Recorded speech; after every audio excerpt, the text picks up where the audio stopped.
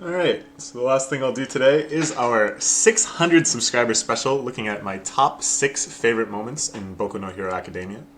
One of the most popular series on this channel, and just one of my favorite shonen series running right now. It's pretty hard to get this down to 6. There was a lot of really great moments I wanted to talk to that I couldn't make into the list. Recently there was the room inspections. I really loved that sequence. I really wanted to include kind of a comedic moment like that. Almost every fight scene had at least one moment that I thought was just so fantastic that it would be really remiss not to mention it, but if they're all so good and they're all kind of equally good, like, what can I do about it? Or things like, oh, the scene where he finds out that he gets into UA. I thought that one was fantastic, but just couldn't make the cut. I suppose I could have done more than 6, just because it's the 600 subscriber special. I felt like, 6 and 6. But, I mean, I could have done top 10 or something, but, this took me long enough as is. I think I'm up to like 620 subscribers now, just because I was procrastinating on this. So, let's get started. Let's take a look. I made little pictures again, like I did for the 700 views video. So hopefully you'll enjoy those. Alright, number 6, an encounter. This is the scene where they're all out shopping for supplies for their class trip, which of course ends up disastrous and tragic, but at the time it's a pretty innocent beginning. Everyone's having fun, and I think it really highlights one of the appeals of this series is that unlike a lot of other shonen, they have like a really nice divide between the battle aspects and then this sort of like slice of life, lighthearted, relatable base. And I mean, it's not totally unique. Like One Piece has the famous after arc party chapters, and Naruto had a lot of kind of slice of life elements, especially at the start. And even Bleach, there's sort of the duality. But with Boku no Hero Academia, I feel it's different. That they have this scene, of shopping with your friends that I'm sure most of us can relate to on some level. And not only do they have this sort of difference between that world and the world of heroes fighting and stuff, they have the dangerous world interjecting and invading the happy, peaceful world. And the effect is so chilling. So as you recall, Tomura kind of sneaks up on Deku and suddenly has his hand around his throat. And I just love that this is the scene where we get the explanation of Tomura's powers. That if he touches something with all 5 fingers, it starts to disintegrate and fade into dust. And the way that they at first reveal this weakness, because at first it seems like anything he touches can just crumble away, and that's like totally broken. And now we can start to kind of see how Deku will probably eventually fight him, right? This challenge of not being touched by all 5 fingers. And it really brings him into this kind of real level, like, oh my god, eventually they're actually going to fight. Eventually this is actually going to be relevant. But they reveal it in the way that's most terrifying, with just 1 finger away from Deku's throat being totally crumbled. Like, insta-kill. Oh my god. It's just so creepy.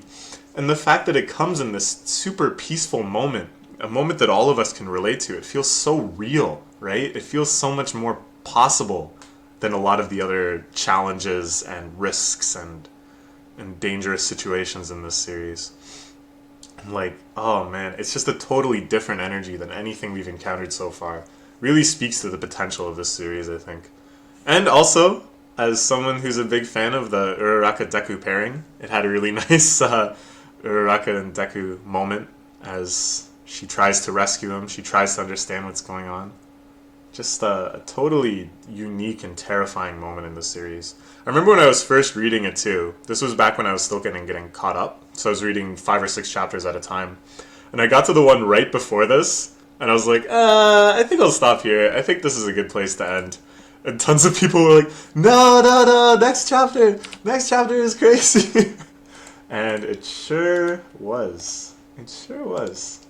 Alright. Then, number 5, we have Todoroki versus Midoriya. There were so many good fight scenes in the tournament arc, which is why I'm so excited for even the slight possibility that the current hero examination arc might have another tournament at the end. But this one stands up far and above. I think this is maybe my favorite fight scene in the whole series. There's just so much going on, right? That we're understanding Deku's motivations better. We're understanding Todoroki's past, his history with his father, why he doesn't use the flame side. At the same time that we're seeing the extent of the strength of Todoroki's powers. Like, we'd never seen him have to go that far before with his repeated ice attacks, his movement, the way he's trying to shut down Deku and avoid Deku's crazy fingered shot attacks. Oh my god, Deku's self-sacrifice too. We'd never seen Deku go anywhere near this wild before, right? This self-destructive. Like, Deku is nuts. Look, I even included that panel. You're absolutely nuts. Like, he really is. And yet, with all of this stuff going on, with all of these character histories intertwining with the battle, and we're learning their weaknesses, and we're learning their strengths, and we're learning their insecurities and their ambitions, it never lets up from being just like a super intense, super dynamic, well-drawn fight scene with like, just, oh my god, the scene where Deku finally gets a punch in, it's just amazing. And when he finally uses his flame side and stuff, like, it's so good. And it serves as such a pivotal moment for both of these characters going forward. This is where their friendship really starts. This is where Todoroki starts using both sides and opening up as a person. Like, he's literally warming up as a person as he's activating his fire powers. It's just fantastic. And I hope, if there is another tournament arc, that we get anything anywhere near this good. It'll be totally worth it. Man, I don't know. I think Todoroki's one of my favorite characters too, and I feel like I love this story, like that they have Bakugo and Deku are like the focuses, right? And their rivalry, which one is stronger, which one is gonna kind of be the Vegeta of the relationship, you know, kind of lagging behind. And then slowly you start to realize that both of them are just trash compared to Todoroki. That this new character that's just sort of been a lurking presence in the class is actually super duper strong. And it's only in this battle that I think they really acknowledge it. They really kind of bring that to the forefront. Alright. At number 4, if it loads here. Why is it taking time to load? It's a local file? Alright, here we go.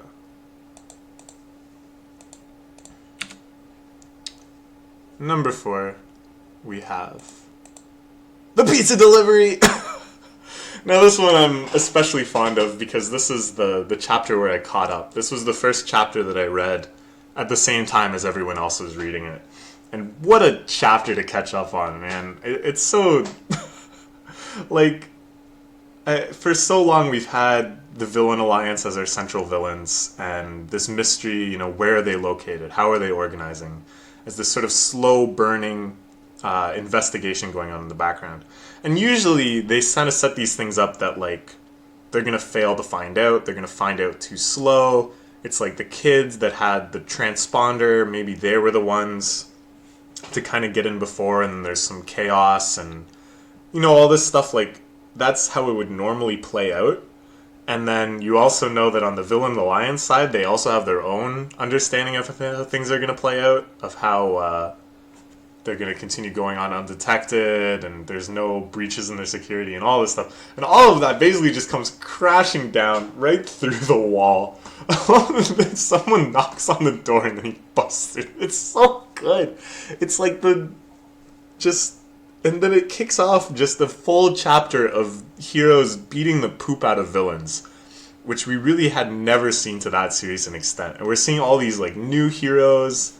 What's this guy's? Edge Shot, this Orca guy. Oh my god. And then classic heroes that we love to see every time. Camus of the Woods, Mount Lady, Endeavor, Gran Torino, everybody in action. It's like, I don't know, it's such a beautiful moment of just giving everyone exactly what they want. And the scene where Tomura tries to call the Nomus and nothing comes out, oh my god, it's so satisfying. Like, it really makes you root for the heroes in this moment.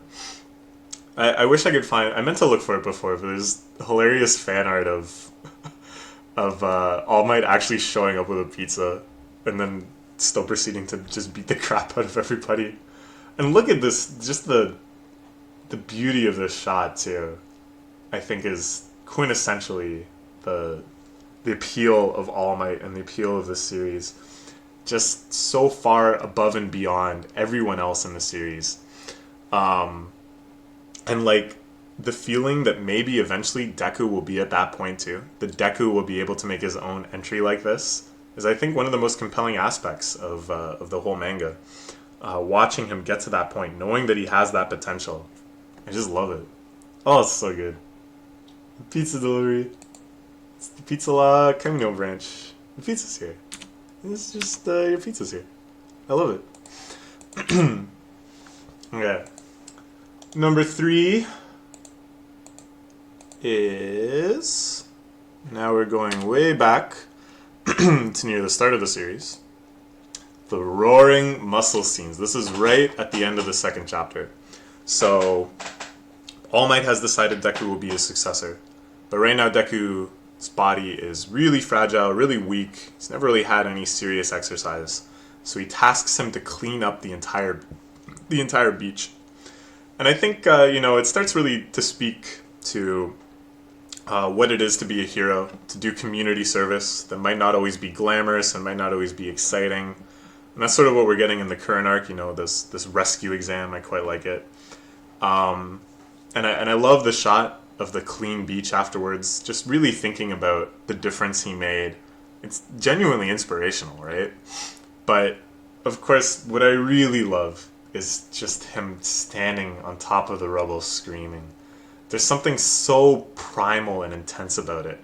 And up until that point, Deku kind of separated himself from other shonen heroes as being a little more intellectual, a little more, has a little more forethought, which I think is really cool. And I think it does a good job, really making the battles interesting and stuff, to have his perspective. But at the same time, you worry that maybe he becomes a little unhuman, he becomes a little unrelatable, if he ever strays too far into this kind of like awkward nerd kind of territory.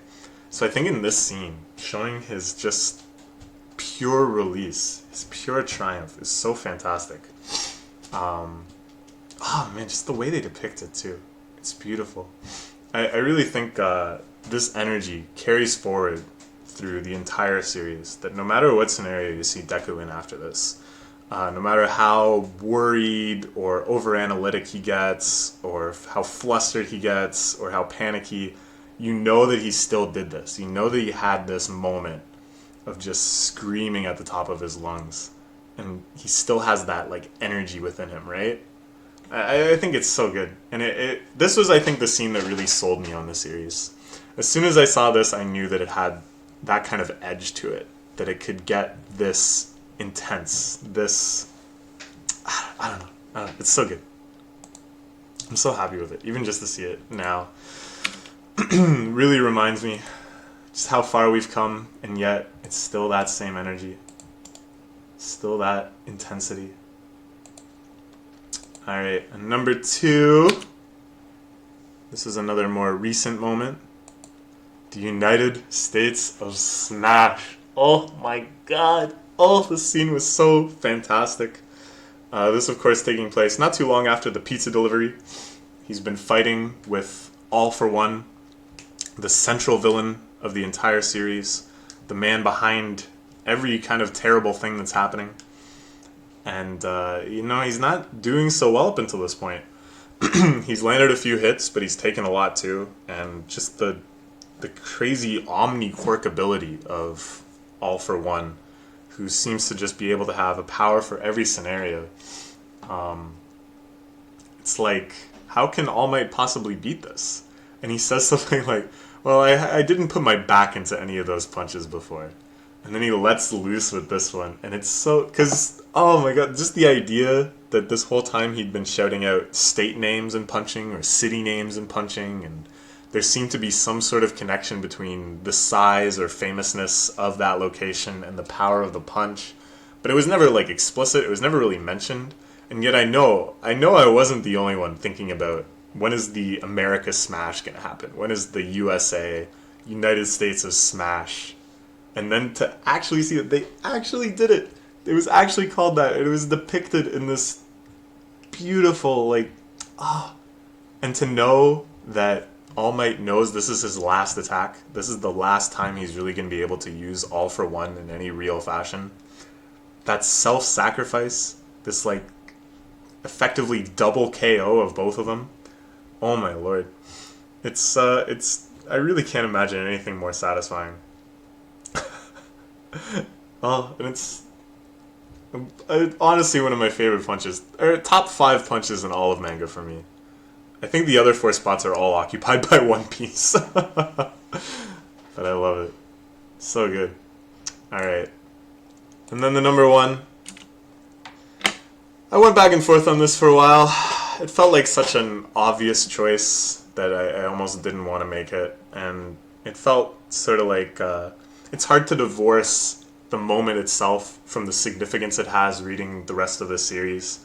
And that puts a lot of pressure, too, on the mangaka for that moment. To know, okay, if this series ends up being like 300 chapters, that this moment will still be key to all 300 of those chapters. That this will be where it all starts.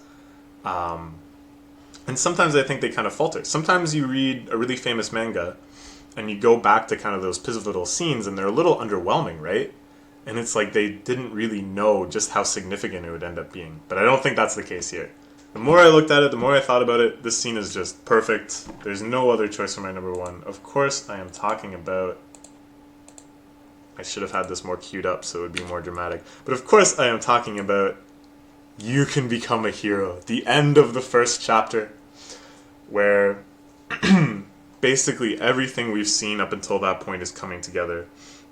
There's the dilemma of Midoriya's quirklessness. There's this strange scenario with All Might where he's not as almighty as he may have seemed. There's that tragic scene with his mom saying, no, you probably can't become a hero. But him knowing what it is he wanted to hear that day. Him knowing in his heart that he can never stop acting. He can never stop sticking his nose in other people's business and running in even when it doesn't make sense. That he can become a hero. And just to know, like, the simultaneous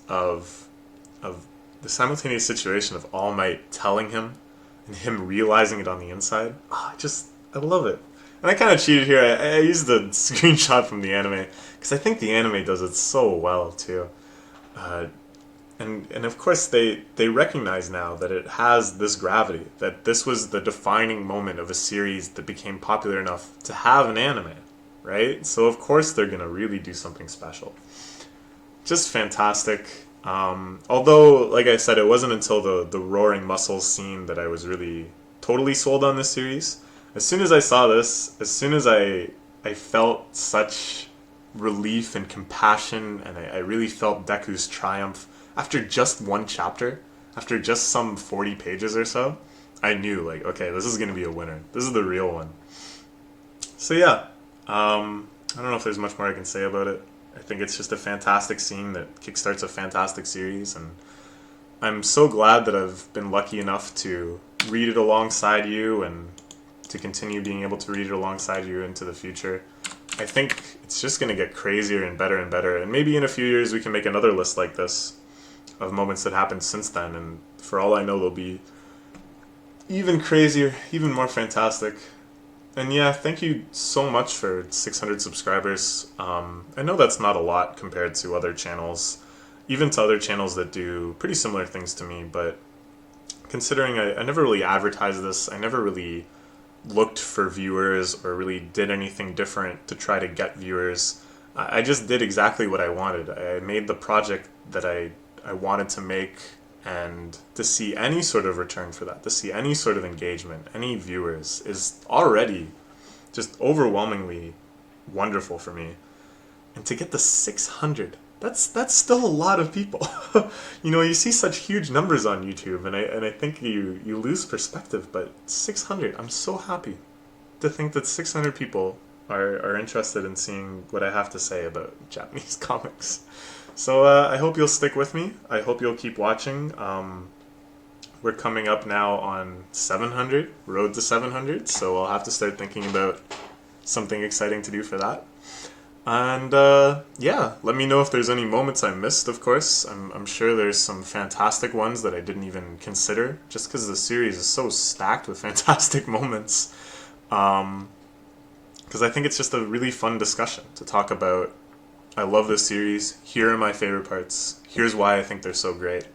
What could be more fun than that, right? Okay, I'll see you later.